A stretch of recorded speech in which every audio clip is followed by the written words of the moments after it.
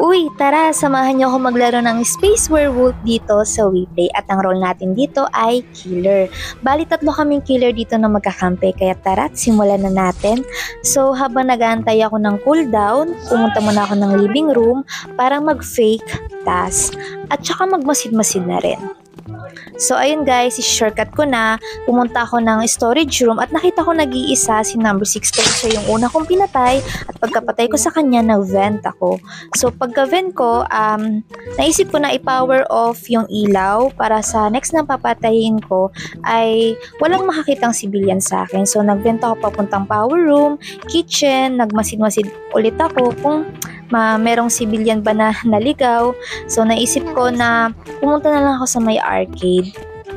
Pupunta ko sa may arcade, nakita ko si number 2. Kaya ayun, boom, siya yung patay. So, unless, ayan, nanalo kami.